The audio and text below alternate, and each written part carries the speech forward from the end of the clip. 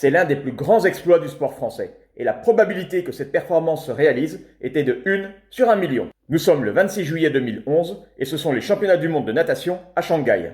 Camille Lacour et Jérémy Stravius, les deux spécialistes français du 100 mètres d'eau, se retrouvent en finale. Un an plus tôt, c'était déjà le cas lors des championnats d'Europe à Budapest. Camille Lacour avait remporté la médaille d'or et Jérémy Stravius l'argent. La Marseillaise avait retenti et les deux premières marches du podium étaient tricolores, faisant la fierté de l'équipe de France. Alors cette finale des mondiaux ressemblait à un remake de celle de l'Euro, mais avec une plus grande adversité. Les deux nageurs, avant de se rendre à Shanghai, se disaient qu'ils voulaient à nouveau la Marseillaise, avec l'autre sur le podium évidemment. Et ces mondiaux vont être alors le théâtre d'un exploit à peine croyable. Camille Lacour et Jérémy Stravius vont faire coup double, en remportant tous les deux la médaille d'or.